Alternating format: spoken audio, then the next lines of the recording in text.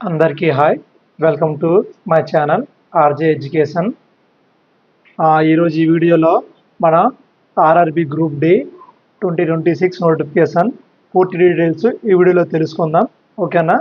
ఇక ముందుగా చూసినట్లయితే ఇది ఆర్ఆర్బి బోర్డ్ భోపాల్ యొక్క అఫీషియల్ వెబ్సైట్. దీంట్లో మనం చూసుకున్నట్లయితే ఇక్కడ మనకి ఈ నోటిఫికేషన్ సంబంధించిన ఫుల్ డీటెయిల్స్ అయితే పెట్టడం జరిగింది. ఆ డీటెయిల్స్ అయితే చూసుకున్నట్లయితే మనకి ఈ నోటిఫికేషన్ అనేది government of India minister of railways నుండి రావడం జరిగింది, రైల్వే రిక్రూట్మెంట్ సంబంధించి. ఓకేనా? ఈ నోటిఫికేషన్ నేమ్ వచ్చేసి CEN 09/2025, అంటే ఇది 2025 సంబంధించిన నోటిఫికేషన్. ఇట్లా మనకి కిందకు పోయినట్లయితే ఈ నోటిఫికేషన్లో మనకి ప్రతిదీ ఫుల్గా డీటెయిల్గా ఉంటుంది. ఓకేనా? నేను ఆల్రెడీ ఇది డిస్క్రిప్షన్లో నేను ఈ పూర్తి నోటిఫికేషన్ ఒక లింక్ ఇస్తాను, మీరు అక్కడ నుంచి డైరెక్ట్గా డౌన్లోడ్ చేసుకొని మీరు ఒకసారి చెక్ చేయొచ్చు.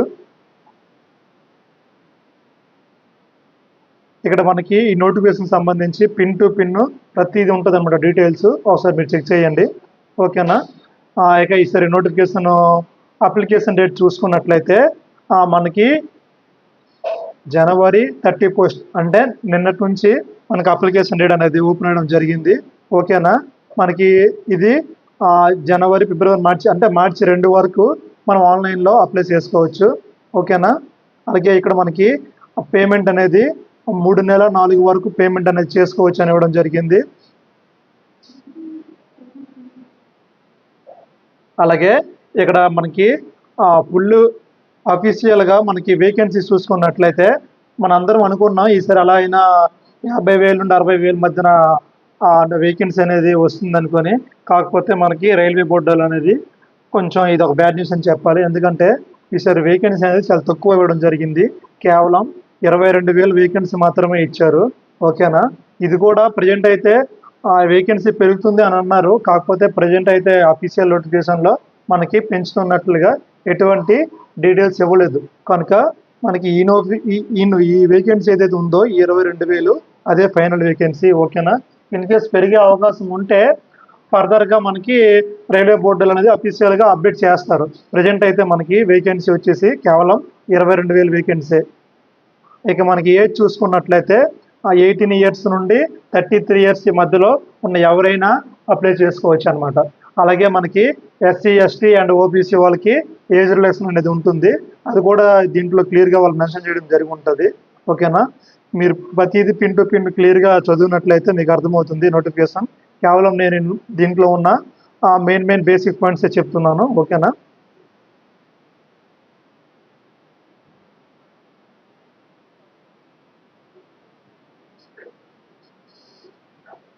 ఇంకో విషయం ఏంటంటే ఇప్పుడు ఈ నోటిఫికేషన్లో వచ్చిన వేకెన్సీ ఏదైతే ఉందో అది పెరగవచ్చు, పెరగకపోవచ్చు. అంటే ఖచ్చితంగా పెరుగుతుంది అనేది అయితే ఎవరు చెప్పలేరు, ఎందుకంటే అది మన రైల్వే బోర్డు మీద డిపెండ్ అయి ఉంటుంది. ఇన్ కేస్ పెరిగే అవకాశం కూడా ఉంది, ఎందుకంటే రీసెంట్గా నేను ఎంతకుముందు వీడియో చేశాను కదా, రీసెంట్గా మనకి రైల్వే ఎంప్లాయీస్ ఫెడరేషన్ వాళ్ళు దీనికోసమే ఒక నోటీస్ అనేది విడుదల చేసి వేకెన్సీని పెంచండి అన్నట్టుగా మనకి రైల్వే బోర్డు మినిస్టర్గా అయితే లేఖ అయితే రాయడం జరిగింది. దాన్ని పరిశీలించి దీన్ని ఇంకా వేకెన్సీ పెంచే అవకాశం కూడా ఉంది, అది పెరిగినంత వరకు ఎవరు చెప్పలేరు. ఓకేనా? అది మీరు కొంచెం మనకి ఎవరెవరైతే మన అఫీషియల్ ఆర్ఆర్బి నోటిఫికేషన్ కోసం కానీ లేదా మన ఆర్ఆర్బి బోర్డుకి సంబంధించి ఫాలో అవుతుంటారో దాంట్లో వాళ్ళకి అప్డేట్ వస్తుంది ఒకవేళ పెరిగితే. ఇక్కడ మనం చూసుకున్నట్లయితే క్లియర్గా ఇక్కడ మనకి ఏజ్ రిలాక్సేషన్ కూడా ఇవ్వడం జరిగింది. ఓకేనా? UR అండ్ EWS వాళ్ళకి 3 ఇయర్స్, అలాగే OBC నాన్ క్రీమీ వాళ్ళకి 3 ఇయర్స్, అలాగే SC, ST వాళ్ళకి 5 ఇయర్స్.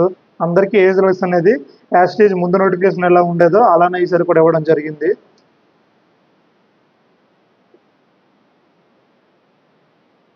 ఇక అప్లికేషన్ ఫీజు చూసుకున్నట్లయితే ఫర్ ఆల్ క్యాండిడేట్స్ అందరికీ అప్లికేషన్ ఫీజు అనేది 500 ఉంటుంది. ఇన్ కేస్ మీరు ఎగ్జామ్ అయ్యాక అంటే ఈ 500 ఫీజు కట్టిన తర్వాత మీరు ఎగ్జామ్ రాస్తారు కదా, ఏదైతే RRB group D exam CBT 1 అంటే ఒక CBT ఉంటుందిలేండి, ఆ CBT రాసిన తర్వాత మీకు 400 అనేది రిటర్న్ వాళ్ళు చేస్తారనమాట.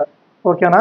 ఇక SC, ST వాళ్ళకి అలాగే ex service man next female వాళ్ళకైతే కేవలం ఎగ్జామ్ ఫీజు అనేది 250 రూపాయలు ఉంటుంది.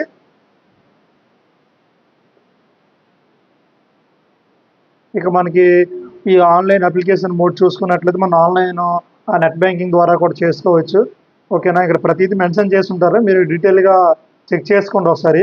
నేను కేవలం పైన ఉన్న బేసిక్ పాయింట్సే చెప్తున్నాను. ఓకేనా, ఇది వాళ్ళు ఇక్కడ ఆల్రెడీ మెన్షన్ చేశారు వాళ్ళు. Refund of the examination fees అంటే మనకి సిబిటి ఎగ్జామ్ అవుతుంది కదా, దాని తర్వాత మీ పేమెంట్ అనేది 500లో 400 అది మీరు రిటర్న్ చేస్తారు అనేసి వాళ్ళు అది కూడా మెన్షన్ చేయడం జరిగింది దీంట్లో. అది కూడా మీరు ఒకసారి చెక్ చేయండి. ఓకేనా, ఇంకా మీకు ఎవరికైనా ఏమైనా డౌట్స్ ఉంటాయి ఈ గ్రూప్ డి నోటిఫికేషన్ సంబంధించి కింద కామెంట్ చేసినట్లయితే నేను ప్రతి కామెంట్కి అనేది రిప్లై ఇవ్వడం జరుగుతుంది. ఓకేనా, వేరే ఛానల్లో కాదు, మన ఛానల్లో ప్రతి కామెంట్కి రిప్లై ఇవ్వడం జరుగుతుంది. ప్రతి క్వశ్చన్కి ఆన్సర్ నేను చెప్తాను. ఓకేనా, కనుక ప్రతి ఒక్కరు ఎవరైతే కొత్తగా చూస్తున్నారో మా ఛానల్కి వచ్చారో ప్రతి ఒక్కరు ఆర్జే ఎడ్యుకేషన్ యూట్యూబ్ ఛానల్ని సబ్స్క్రైబ్ చేసుకోండి. మీరు ఇలాంటి మంచి వీడియోస్ మరికొన్ని పొందుతారు. ఓకేనా, దీంట్లో మనకి సిలబస్ కూడా మెన్షన్ చేసి ఉంటారు. అంటే యాజ్ ఇట్ ఈజ్ మనకి 2024లో ఏదైతే నోటిఫికేషన్ వచ్చిందో దాంట్లో ఏం సిలబస్ మెన్షన్ చేశారో దీంట్లో కూడా సేమ్ సిలబస్ అయితే ఏం మారలేదు. ఓకేనా, అది కూడా మీరు ఒకసారి చెక్ చేయండి. సేమ్ మనకి arithmetic, reasoning, general science and general awareness సేమే ఉంటుంది. ఓకేనా, ఇక్కడ మనకి ఈ గ్రూప్ డి ఈ మన ప్రాసెస్ చూసుకున్నట్లయితే, ఈ జాబ్ యొక్క ప్రాసెస్ చూసుకున్నట్లయితే చెప్తాను ఒక నిమిషం మీకు. అది కూడా వీళ్ళు క్లియర్గా మెన్షన్ చేసి ఉంటారు. మనకి అఫీషియల్ నోటిఫికేషన్ అంటే ప్రతిదీ మెన్షన్ చేస్తారు. ఇక ఈ రిక్రూట్మెంట్ ప్రాసెస్ అంటే మీకు జాబ్ స్టార్టింగ్ నుండి ఎండింగ్ వరకు ప్రాసెస్ ఏంటంటే, మొదటిగా మీకు కంప్యూటర్ బేస్డ్ టెస్ట్ ఉంటుంది, అంటే సిబిటి ఉంటుంది. దాని తర్వాత మీకు ఎవరైతే సిబిటిలో క్వాలిఫై అవుతారో వాళ్ళకి ఫిజికల్ ఎఫిషియన్సీ టెస్ట్ పిఈటి ఉంటుంది. దాంట్లో కూడా ఎవరైతే క్వాలిఫై అవుతారో వాళ్ళకి మెరిట్ ఆధారంగా డాక్యుమెంట్ వెరిఫికేషన్ అనేది పిలవడం జరుగుతుంది. దాని తర్వాత మీకు మెడికల్ ఉంటుంది. ఇవన్నీ పూర్తయ్యాక లాస్ట్లోపే ఎవరైతే క్యాండిడేట్స్ సెలెక్ట్ అవుతారో వాళ్ళ ఫైనల్ లిస్ట్ అనేది పెట్టడం జరుగుతుంది. ఆ విధంగా మీకు ఈ ఆర్ఆర్బి గ్రూప్ డి జాబ్ అనేది రావడం జరుగుతుంది. ఓకేనా, అలాగే ఇంకో విషయం ఏంటంటే ఈసారి మనం అప్లై చేసుకున్నప్పుడు మన క్యాస్ట్ సర్టిఫికేట్ ఏదైతే ఉందో, క్యాస్ట్ కానీ ఓబీసీ సర్టిఫికేట్లో మనకు అడుగుతారు కదా అప్లై చేస్తున్నాడు, అది కొంచెం చూసుకోండి. ఎందుకంటే 2024, 23 ఇంత ముందు కన్నా ఇప్పుడు కొంచెం ప్రాసెస్ చేంజ్ అయ్యింది. ఓకేనా, ఆ వ్యూ అనేది మారింది అనమాట, అది కొంచెం మీరు చెక్ చేయండి. ఓకేనా, ఇక మనకి ఎగ్జామ్ డీటెయిల్స్ చూసుకున్నట్లయితే మనకి ఎగ్జామ్ టైం వచ్చేసి 90 మినిట్స్ ఉంటుంది. మనకి జనరల్ సైన్స్ నుండి 25 క్వశ్చన్లు అడుగుతారు. అలాగే మ్యాథమెటిక్స్ నుండి 25 క్వశ్చన్లు అడుగుతారు. జనరల్ ఇంటెలిజెన్స్ అండ్ రీజనింగ్ నుండి 30 మార్కులు అడుగుతారు. అలాగే general awareness and current affairs నుండి 20 మార్కులు అడుగుతారు. టోటల్గా మనకి 100 మార్కులు అనమాట. 100 మార్కులు ఎగ్జామ్ కేవలం 90 నిమిషాల్లో 100 మార్కులు మనం అటెంప్ట్ చేయాలి. దీంట్లో నెగిటివ్ కూడా ఉంటుంది 1/3, అది కూడా ఒకసారి మీరు చెక్ చేయండి. ఓకేనా, అలాగే ఇక్కడ మినిమం పర్సంటేజ్ ఇస్తారు. అంటే మన అన్రిజర్వ్డ్కి ఎంత కట్ ఆఫ్, ఇది కట్ ఆఫ్ కాదు, మినిమం క్వాలిఫై పర్సంటేజ్ అనమాట. మినిమం దీనికన్నా తక్కువ వస్తే మీరు సెలెక్ట్ కాదని అర్థం. సో అన్రిజర్వ్ అయితే మినిమం 40%, ఈడబ్ల్యూఎస్కి అయితే మినిమం 40%, అలాగే ఓబీసీ నాన్ క్రీమిలేయర్కి అయితే 30%, అండ్ ఎస్సీ ఎస్టీ వాళ్ళకి కూడా 30%. ఈ మినిమం మార్కులు అనమాట, అంతేగాని ఇదే మెరిట్ లిస్ట్ కాదు. ఇవి కేవలం వాళ్ళు మెన్షన్ చేస్తారు అంతే. ఓకేనా, ఇక మనకి సిలబస్ చూసుకున్నట్లయితే మనకి ఇక్కడ సిలబస్ కూడా వాళ్ళు క్లియర్గా అయితే ఇవ్వడం జరిగింది. మనకి ఏ టాపిక్ నుండి ఎక్కువ క్వశ్చన్లు ఎక్కువ ప్రశ్నలు వస్తాయి అనేది కూడా వాళ్ళు క్లియర్గా ఇవ్వడం జరిగింది. అది ఒకసారి మీరు చెక్ చేయండి.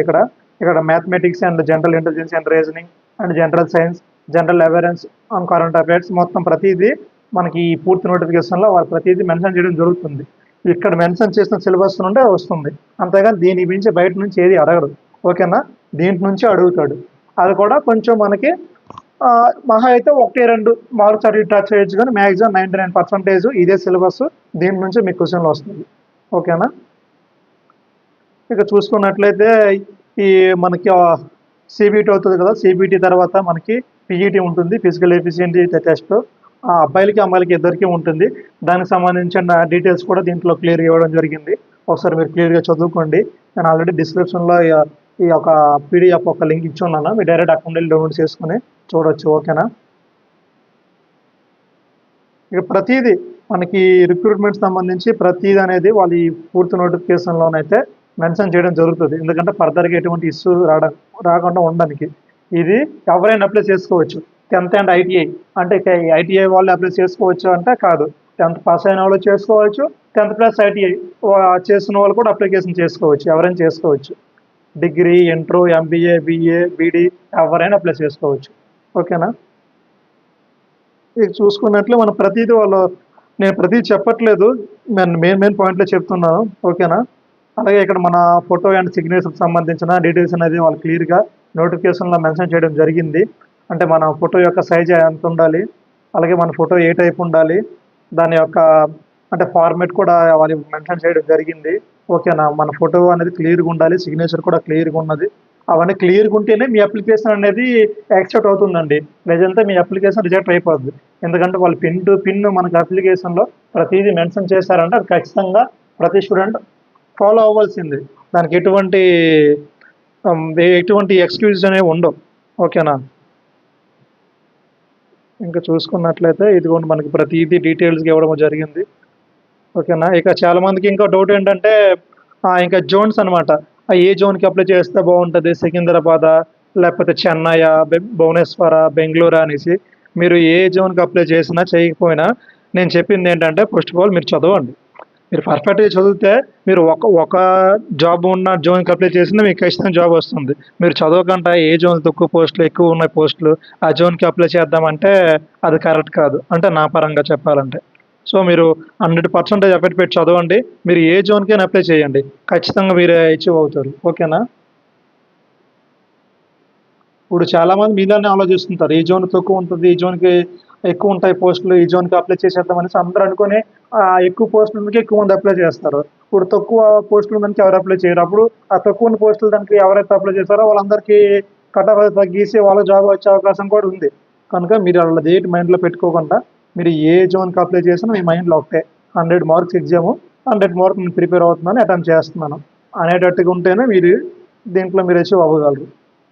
ఎందుకంటే నేను కూడా అంతే. నాకు రీసెంట్‌గా గ్రూప్ డి ఎగ్జామ్ నేను క్వాలిఫై అయ్యాను. కాకపోతే నేను జాబ్‌కనేది వెళ్ళలేదు. ఓకేనా?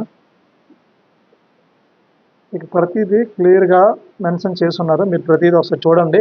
అలాగే ఇక్కడ మనకి క్యాస్ట్ అండ్ ఓబీసీ మనకి సెంట్రల్ ఫార్మాట్‌లో సంబంధించిన ఏదైతే డాక్యుమెంట్ ఉంటదో దానికి సంబంధించింది కూడా వాళ్ళు మెన్షన్ చేయడం జరిగింది. సో, ఈ ప్రతీది చూసి మీరు చెక్ చేసి పిన్ టు పిన్ చదివి దాని తర్వాత అప్లికేషన్ ప్రాసెస్ అనేది స్టార్ట్ చేయండి. అప్లికేషన్ పెట్టుకోండి. ఓకేనా? ఇక మనకి పోస్టులు చూసినట్లయితే ఈ నోటిఫికేషన్ సంబంధించి మనకి దీంట్లో assistant operations electrical, assistant TL and AC, assistant S and T, points man B, assistant track man, అలా ప్రతిదీ అంటే మనకి రైల్వే గ్రూప్కి సంబంధించిన ప్రతి ఒక్క పోస్ట్ అనేది దీంట్లో ఉండడం జరిగింది. దానికి సంబంధించిన వేకెన్సీ కూడా వాడు మెన్షన్ చేయడం జరిగింది. సో, ప్రతి ఒక్కరు మీరు ఒకసారి అది గమనించండి, చూడండి, చదవండి క్లియర్‌గా. ఓకేనా? మీకు ఏది ఇష్టమో దానికి అప్లై చేయండి. ఇక్కడ అసిస్టెంట్ లోకో షెడ్ ప్రతీదండి. ప్రతీదైతే వాళ్ళు మెన్షన్ చేయడం జరిగింది. మీరొకసారి క్లియర్‌గా చదివి ఒకటికి 2 సార్లు చదివి ఇదిగో ఇక్కడ చూస్తున్నట్లయితే మీకు వేకెన్సీ కూడా ఆళ్ళు క్లియర్‌గా ఇవ్వడం జరిగింది. ప్రతి జోన్‌కి సంబంధించి. ఇదొచ్చేసి ఏ zone western railway Mumbai zone. ఇది ముంబై జోన్‌కి సంబంధించిన వేకెన్సీ అనమాట. అంటే ఏ పోస్ట్‌కి ఎన్ని ఖాళీలున్నాయి, ఏ కేటగిరీలో ఎన్ని ఖాళీలున్నాయి, మొత్తం దీనికి ఎన్ని ఖాళీలున్నాయి అన్నట్టనమాట. సో, ప్రతీది మీరు క్లియర్‌గా చదివేసి మీకు ఏ జోను నచ్చితే ఆ జోన్‌కి అప్లై చేయండి. అంతేగాని ఈ ఒక జోన్‌లో ఎక్కువ పోస్టులున్నాయనుకో ఆ జోన్‌కి మీరు అప్లై చేసినంత మాత్రాన ఆ జోన్‌లో మీరేం సెలెక్ట్ అయిపోరు. అలాగనుకోని తక్కువ ఉన్న దాంట్లో మీరు అప్లై చేసి సెలెక్ట్ అయిపోవాలనుకోని అది కూడా అవ్వదు. కాబట్టి ఫస్ట్ ఆఫ్ ఆల్ మీరు ప్రిపరేషన్ మీద ఫోకస్ పెట్టండి. నేను చెప్పేది ఒకటే. ఓకేనా? ఇక క్లియర్‌గా చూసుకొని అంటే మాక్సిమం మన తెలుగులో అందరూ ఎక్కువ అప్లై చేస్తారు దేనికి? సికింద్రాబాద్. సో, మన సికింద్రాబాద్ జోన్ చూసుకున్నట్లయితే చూపిస్తాను ఆగండి. ఇదిగోండి. ఇది మన సికింద్రాబాద్ జోన్‌కి సంబంధించిన వేకెన్సీ అనమాట. ఓకేనా? దీంట్లో మనకి points man B, assistant TRD, అలాగే assistant P way, assistant TL and AC ప్రతీది ప్రతి డిపార్ట్‌మెంట్ సంబంధించి ఇంజినీరింగ్ గాని, మెకానికల్ గాని, ఎలక్ట్రికల్ గాని, ట్రాఫిక్ గాని ప్రతీది సంబంధించి మనకి ఎలాగంటే కేటగిరీ వైస్ అనమాట. ఇప్పుడు ఎస్సీ వాళ్ళు ఎస్టీ, యూఆర్, ఓబీసీ, ఈడబ్ల్యూఎస్ ప్రతీది వాళ్ళు కేటగిరీ వైస్‌గా సెపరేట్ చేసి మరి మనకి ఎన్ని పోస్టులు ఉన్నాయనేది క్లియర్‌గా వాళ్ళు ఇవ్వడం జరిగింది. ఇక్కడ మనం చూసుకున్నట్లయితే ఓబీసీ పరంగా మనకి 170 పోస్టులున్నాయి. దేంట్లోన ఈ ట్రాక్ మెయింటైనర్‌లోన. ఓకేనా? దీంట్లోనే ఎక్కువ పోస్టులున్నాయి మనకి. ఓబీసీకి సంబంధించి మన సికింద్రాబాద్ జోన్‌కైతే ఈ ట్రాక్ మెయింటైనర్‌కి ఎక్కువ పోస్టులు అనేది ఇవ్వడం జరిగింది. మిగతావన్నీ తక్కువ పోస్టులు ఇవ్వడం జరిగింది. ఓకేనా? ఇది మీరు సరిగా చూసి ఈ నోటిఫికేషన్ ప్రతిది పిన్ టు పిన్ చదివి దాని తర్వాత అప్లికేషన్ ప్రాసెస్ స్టార్ట్ చేయండి. అప్లై చేసుకోండి. మీరు ఫోన్లో అప్లై చేసుకోవచ్చు, లేదా మీరు ఇంటర్నెట్ సెంటర్కి వెళ్ళి అప్లై చేసుకోవచ్చు. ఓకేనా? ఇది వీడియో. ఈ వీడియో మీకు ఎంతో కొంత ఇన్ఫర్మేషన్ ఈ వీడియోలో ఉందనిపిస్తే ఈ వీడియోని లైక్ చేయండి. అలాగే మరిన్ని ఇలాంటి ఆర్ఆర్బీ గ్రూప్ డి కానీ రైల్వే సంబంధించిన వీడియోస్ కోసం ఆర్జే యూట్యూబ్ ఛానల్ని వెంటనే సబ్స్క్రైబ్ చేసుకోండి. Thank you.